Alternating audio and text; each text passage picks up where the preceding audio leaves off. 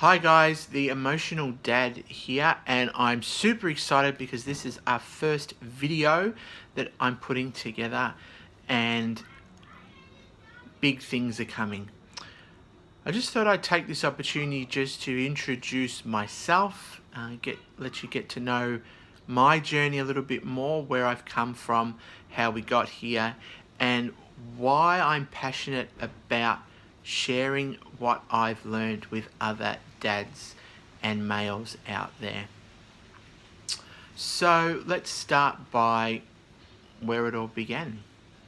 And have you ever felt like you were lost? Like you didn't know how to offer help to someone you loved when they clearly were crying out for it? Well, this happened to us about 2 years ago now. My daughter was unfortunately being bullied by a classmate. And it wasn't until about 12 months later that the effects of that on her physically and mentally began to show. She would come home from school some days and she would say, "Daddy, I was kicked today at school." Or she would tell us about other things that had happened. And on the outside, she appeared to be fine. There was no outward signs of anything going on. But it wasn't until the end of the school year, where things obviously weren't getting any better, that her emotional state began to shift. And she became aggressive, angry, sad, frightened, and we couldn't understand why.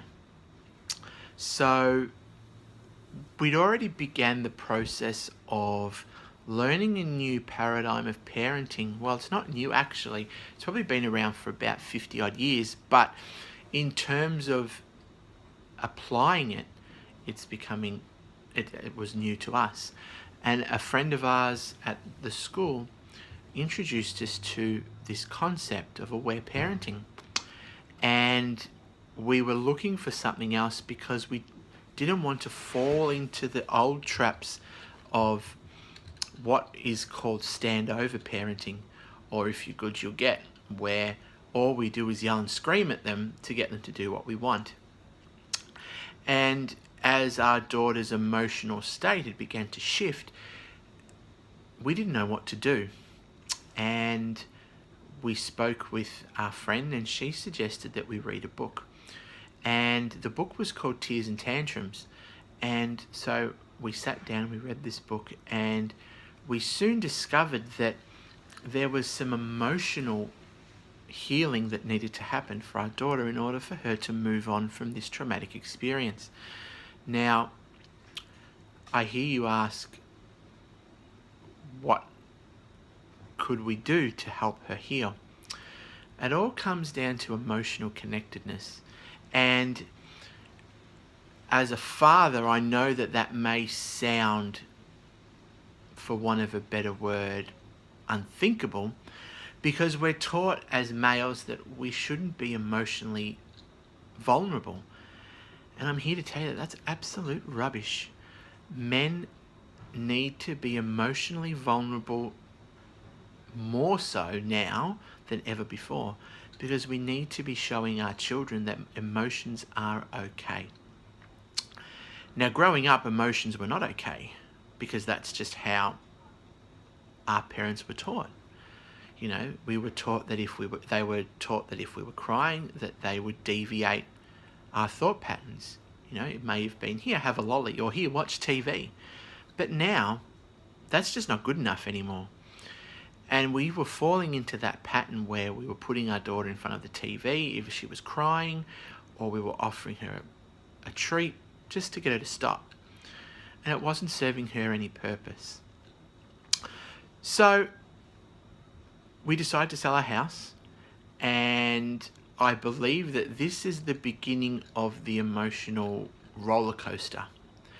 And that will all become clear as we talk further on. And we went on an overseas holiday with my mother and father-in-law, and there was lots of new things happening. We were on a boat and we were in confined spaces, and my daughter really wasn't in control of her own destiny, so to speak. And one of the first things that we read in our book is that often when the child feels that they're not in control of their situation, that's when they'll lash out.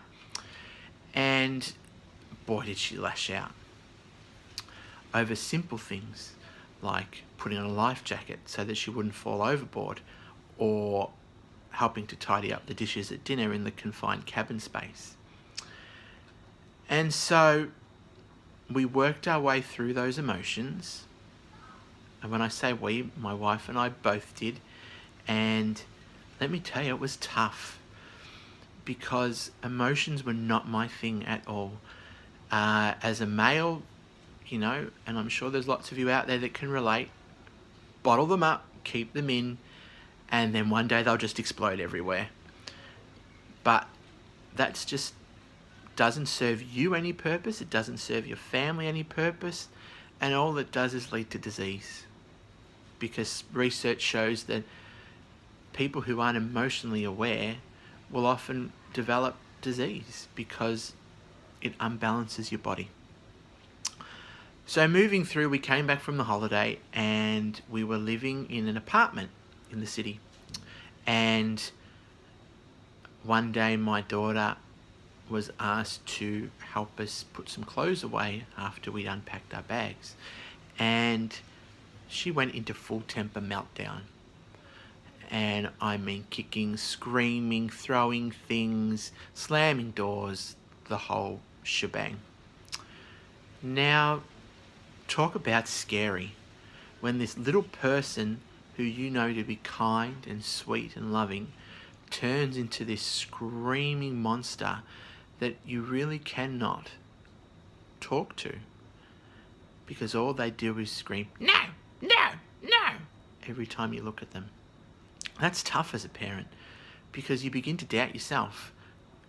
Could you have done something differently? Is this a behavior problem? Is it something to do with how you parent? I'm here to tell you the answer is no. And as we continue on this journey, you'll discover why that is. But ultimately, our kids don't want to behave like that. They want to be their normal, balanced, leveled self. They don't want to be screaming and carrying on. But unfortunately, they're not equipped with the same emotional capacity that we have as adults. And even us as adults, our emotional capacity is pretty low. So after an hour of screaming, and my wife in the room with her, as you can imagine, she lost patience and she was beginning to get frustrated. So it was tag team. We also have another younger child, and they needed attention as well. So we swapped, and my wife focused her attention on him, and I went in with my daughter. And I've been reading in the book about showing your emotions to your children. And one of the recommendations was that, where possible, cry, and cry with them so that they know that it's okay to let out your feelings.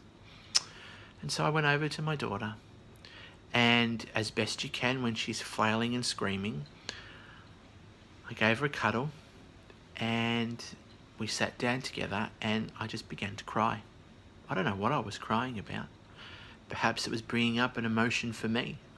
Perhaps I was just caught up in the emotion of seeing my child in so much pain, and there was really not a lot that I could do for her. And so for about 45 minutes we sat there, and we both cried. And we cried and we cried and we cried some more.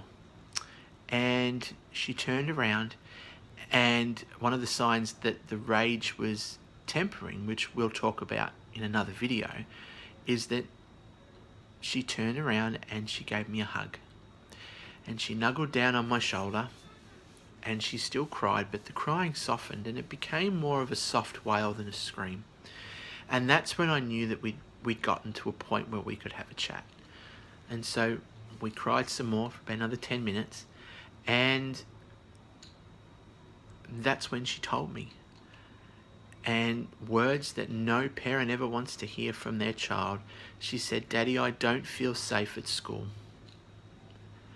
And we had a chat further about her experiences and what she'd been through over the course of the year, having already had a plan to change her classes, which had already been put into place for the beginning of the new school year. But we finally got a sense of what was going on. And that was the first step in her emotional healing, and it was the first step in mine, because it made me deal with things that may have been affecting me that I didn't quite know about. Some experiences that I'd had at school or as an adult. So we began the process of this emotional healing. And this is where I learnt that my passion is to help other dads and other males who are involved in children's lives to know that you're not alone out there, that there are other dads, other male role models who are going through similar things, and to create a network where we feel connected to each other so that we can then be connected to our kids. And in this scary new world that we're forging, I think emotional intelligence is probably one of the most important gifts we can give our kids. And learning emotional intelligence for ourselves is probably one of the most important gifts we can give ourselves. So that's a little bit about where we've come from. Over the next days, weeks, months, years that you're with me on this journey, we'll unpack a lot more things in detail. We'll look at sleep.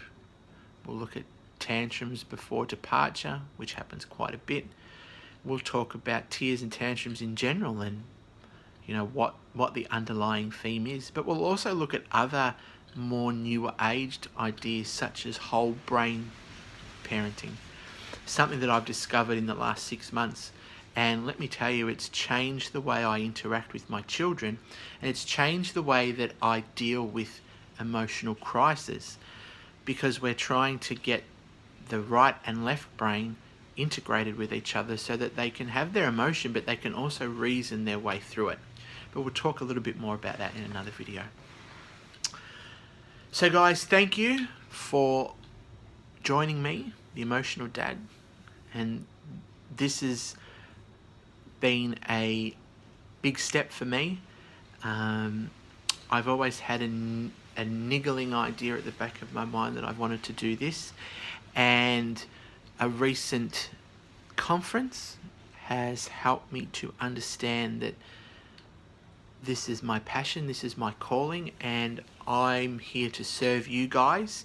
So like us on Facebook, The Emotional Dad, follow our YouTube channel, The Emotional Dad, and visit my website, theemotionaldad.com, where you'll find copies of this video, also some written blogs and some other content that I'll be developing over the course of the journey. I'll be putting together a workshop, so keep your eyes peeled for that, and there'll be other events along the way.